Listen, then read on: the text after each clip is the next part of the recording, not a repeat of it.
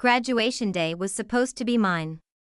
For years of blood, sweat, sleep deprivation, and caffeine-fueled study sessions had finally paid off. I stood on that stage, cap and gown crisp against my skin, diploma in hand, eyes scanning the crowd for my family. My parents were front and center, proud smiles beaming. And next to them? My older sister, Vanessa, with her perfectly manicured nails and that ever-familiar smug expression. Dressed in white, because of course she wouldn't wear something subtle, and holding court like she was royalty. I should have known she wouldn't let me have the spotlight. Not for a single day. The celebration was small, just close family and a few friends, hosted in the backyard of our parents' home. Streamers fluttered in the breeze. There was a custom cake with "Congratulations, Claudia" in glittery frosting, music playing low, and a table full of my favorite food. For a few precious minutes, it actually felt like it was about me. Until Vanessa tapped her glass with a fork and stood up, placing her hand dramatically on her stomach. "I just wanted to share something with you all," she said, her voice thick with emotion. "Claudia, finally you graduated." We all were surprised. "Anyways, today I also have news. I'm pregnant." Everyone gasped. My mom jumped out of her seat, shrieking with joy. My dad stood in stunned silence before joining her in hugging Vanessa. Me? I sat frozen, a tight smile pasted on my face as I watched my moment disappear. The attention shifted so fast I could hardly process it. The music changed. The conversation turned. Suddenly everyone was talking about due dates and baby names, not job applications and post-grad plans. No one even cut the cake. Vanessa had hijacked my entire graduation. And the worst part? She knew exactly what she was doing. She could have announced it any other day. But no. She had to do it then, in front of everyone I loved, to steal my thunder. Because that's what Vanessa does best. She takes. But what she didn't realize was this: I wasn't the same girl she used to boss around. College didn't just give me a degree, it gave me clarity, strength, and receipts. Because the secret Vanessa was hiding, the one I had kept to myself for months out of loyalty, she was about to learn what it felt like to have the spotlight burn a little too bright. You have to understand something about my sister: she was always the favorite. The golden child. The one who set the example. The one whose trophies got dusted weekly and whose every achievement was turned into a Facebook post by my mother. I was the quiet one. The background character in my own home. The one who got, "Why can't you be more like Vanessa?" at every turn. Even when Vanessa messed up, she never really messed up. She just made mistakes that were understandable because she was under so much pressure. I, on the other hand, couldn't afford a single flaw. When I got an A-, it was disappointing. When Vanessa dropped out of pre-med to pursue fashion, it was brave. When I skipped a party to study, I was antisocial. When she got caught sneaking out at 17, it was a phase. You see the pattern. I learned early on that fairness didn't exist in our house. Not when it came to Vanessa. She could lie, manipulate, throw tantrums, and everyone just called it charisma. And so I stopped trying to impress them. Instead, I poured everything into school. Quietly. Relentlessly.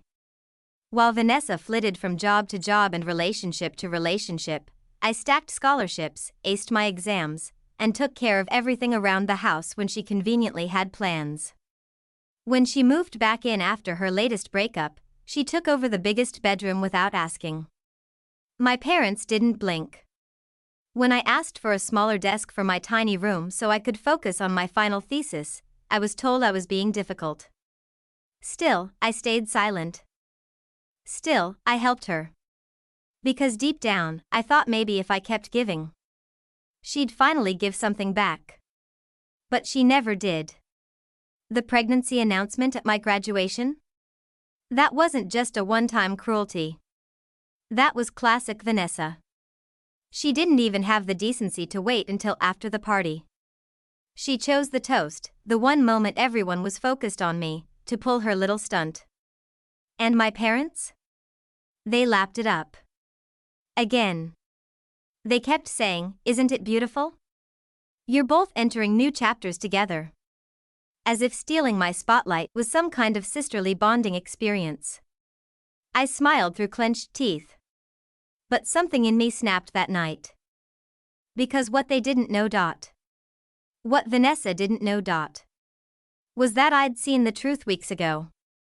I was home studying late one night, headphones off, trying to clear my head when I heard Vanessa on the phone. I didn't mean to eavesdrop. But when you hear someone crying in the kitchen at 2 a.m., you don't ignore it. She was pacing, whispering into the receiver. "I can't keep it a secret forever. They're going to find out eventually. But not yet. Not until I'm back on my feet." Pause. No, he doesn't know. No one knows. Not even my sister. And she's the nosy one. She laughed then, and it made my skin crawl. "I'll just say it's his. He won't question it. He never does." I froze. I don't know what scared me more, what I'd just heard, or the fact that I wasn't even surprised. Vanessa's pregnancy announcement was a lie. The baby? Not her boyfriend's. She wasn't even sure who the father was. She told her boyfriend it was his, because he was rich and gullible and she needed the security. She told our parents it was a miracle. And now? She was parading around like some Madonna figure, basking in attention she hadn't earned. That's when I decided I wasn't playing along anymore. She had embarrassed me in front of everyone I knew. She had taken what little light I'd earned. And she thought she'd gotten away with it. But graduation wasn't the end of the story. It was the beginning.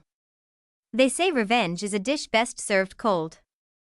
I prefer mine strategic, served with a smile and just enough sweetness to confuse the target until it's too late.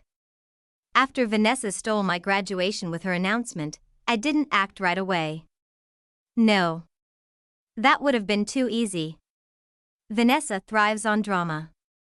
If I'd confronted her in front of everyone, she'd have cried, played victim, and twisted it until it looked like the monster. She was a master of chaos. So I had to be patient. And patience? That's something I had in abundance. I started small. Pretending to be supportive. Asking gentle questions. Watching how she squirmed every time I brought up her boyfriend, Michael. "So, have you guys gone to the doctor yet together?" I'd ask innocently. Or, "Have you told Michael's family?" I bet they're thrilled. Every time, she'd deflect. "Oh, it's early. We're keeping it private. His family's super old-fashioned. I don't want to cause a fuss." Sure. She was dodging the father of her baby like he had a contagious disease, but she was bold enough to throw a party in her uterus's honor, please. The more questions I asked, the more reckless she became. She slipped up. Left her phone on the kitchen counter with her messages open. I didn't snoop, not really. But when a notification popped up from a contact named Jay, I couldn't ignore it. "Jay, you sure he still thinks it's his? Jay, don't drag me into this. I'm not playing daddy." I screenshotted the conversation and sent it to myself. Proof. Concrete, undeniable, explosive proof. Now I had two options. I could go nuclear right away, ruin her life in one sweep. Or I could build the perfect trap.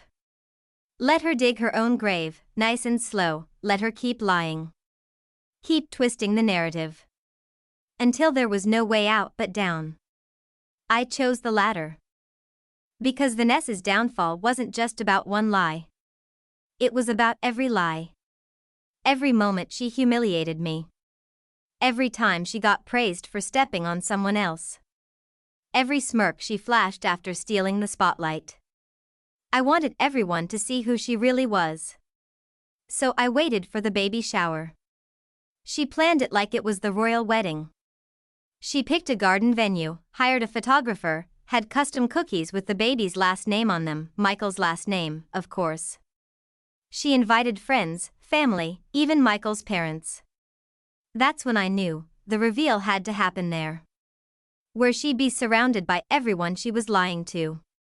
Where her perfect little fantasy would shatter on impact. I made copies of the texts. Printed them on delicate white paper, folded neatly, sealed in pink envelopes. One for Michael. One for my parents. One for each guest table. Call it savage. Call it overkill. I call it justice. The day of the baby shower felt like walking into a live movie set, pastel streamers, balloon arches, a mummy to be thrown, and tables dressed like Pinterest threw up all over them. Vanessa was glowing. Not because of pregnancy, please, but because she was basking in the admiration. Floating around the venue with that same smug smile she wore on my graduation day. You see this? She said, showing off her ring to one of Michael's aunts. He proposed last night. Said he wanted our baby to have a complete family. Michael stood beside her like a trophy she'd earned. Completely oblivious. Completely in love. Completely played. I smiled politely at the guests. Hugged family members. Helped set out favors. All the while, those pink envelopes sat neatly inside my tote bag, labeled and ready. The moment had to be perfect. Too early, and it'd look petty. Too late, and she might wiggle out of it. So I waited until Vanessa stood up to give her big, emotional thank you speech. She tapped her glass and beamed. One hand cradling her stomach, the other gripping Michael's. I just want to say how grateful I am for all of you, she started. This journey hasn't been easy, emotionally, mentally, financially, but Michael has been my rock.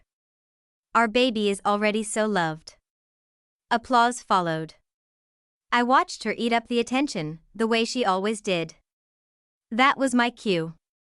I stood from my chair, slowly, calmly. Actually, I said, my voice cutting through the chatter, before we toast to the happy couple, there's one more little surprise. Vanessa's smile faltered. Claudia, what are you doing?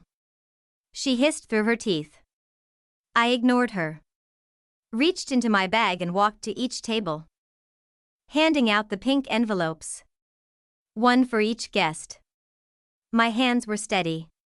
My heart? A war drum in my chest. Vanessa's voice rose in panic. Claudia, stop it. What are you doing? Just giving everyone a little bonus content, I said sweetly.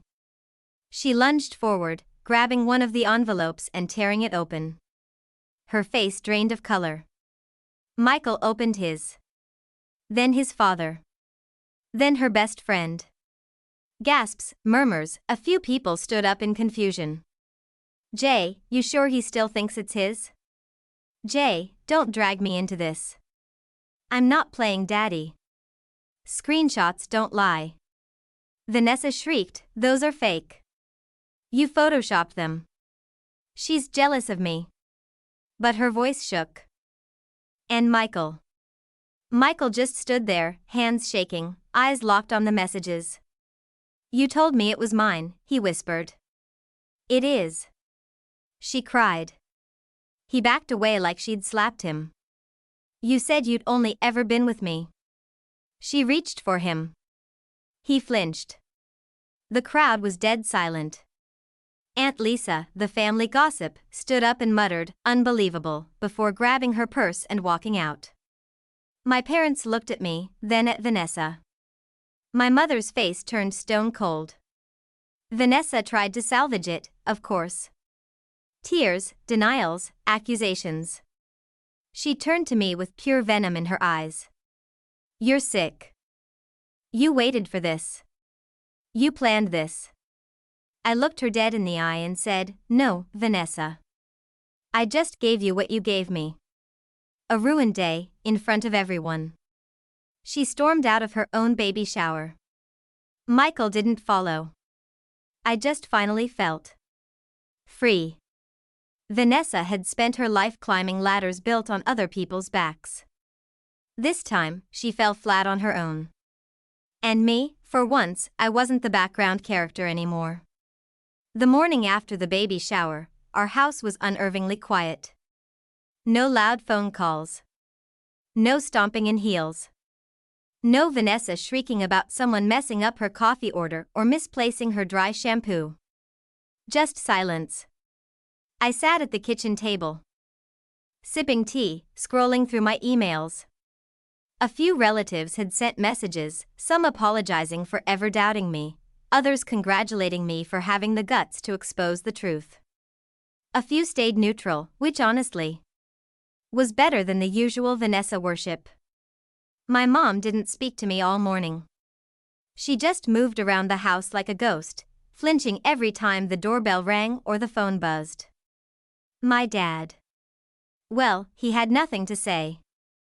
Just left early and avoided us both. Typical. Vanessa had locked herself in her room since the party. And Michael? He packed up and left.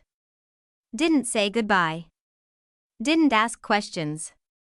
He just looked. Done. She tried calling him. Texting him.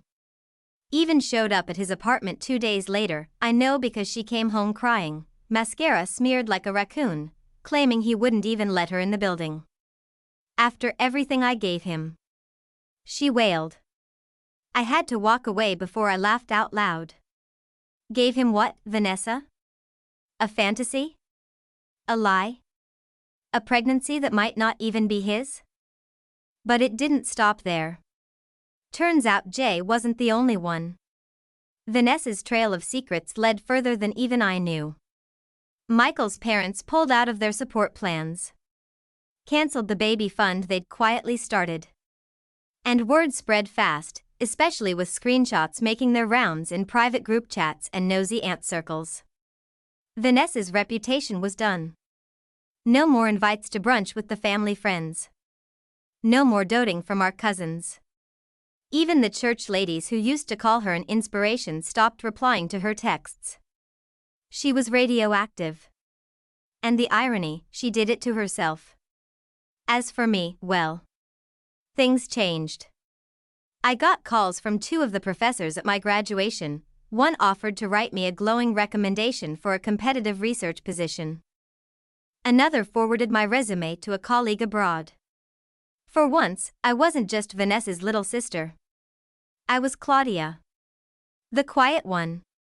The smart one. The one who sees everything and finally said, enough.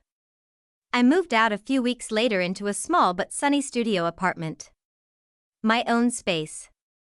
My own world. Vanessa tried to guilt me into staying. I'm going to be a single mom, Claudia. How can you abandon me now? I looked her dead in the eyes and said, the way you abandoned me on my graduation day. She cried. Slammed a door. Called me a traitor. But I walked out anyway. I don't know who the father of her baby is. I don't care. It took exactly 1 month for Vanessa to come crawling back. She showed up at my apartment unannounced, dressed in her version of humble, oversized sunglasses, leggings, and a hoodie that still had the tags on it. The kind you buy just to look pitiful on Instagram stories. She stood at my door holding a plastic bag filled with baby magazines and a half-eaten chocolate croissant. Claudia, she said, voice trembling. Can we talk? I didn't move. Please, she whispered. I don't have anyone else. I wanted to slam the door. But curiosity, and maybe a tiny slice of pity, made me step aside and let her in. She looked around the apartment like she'd just walked into a stranger's home. You really did it, she muttered. Moved out. On your own. With no help. I didn't answer. I waited.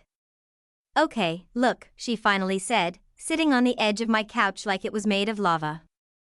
I messed up. I panicked. I didn't think the texts would get out, and I didn't know Michael would leave me. I folded my arms. He blocked me, she said quietly. His family blocked me too. Even Aunt Karen unfollowed me, and that woman lives for drama.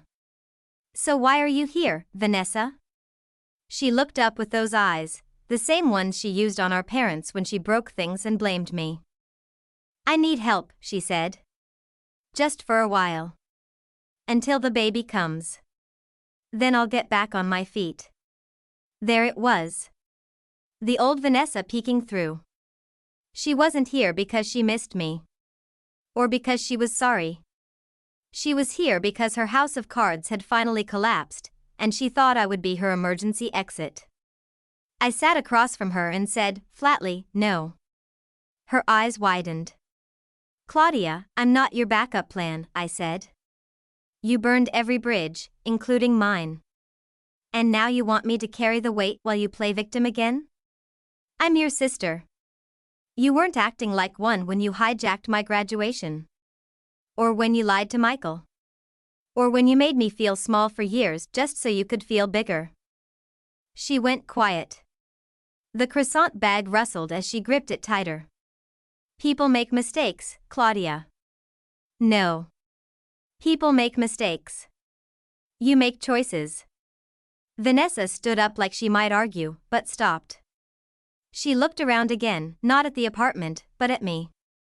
The new version of me she didn't recognize. The version she couldn't control. You've changed, she said. Good. She walked to the door slowly. Before leaving, she turned and whispered, when the baby's born, maybe you'll change your mind. I didn't answer. She left.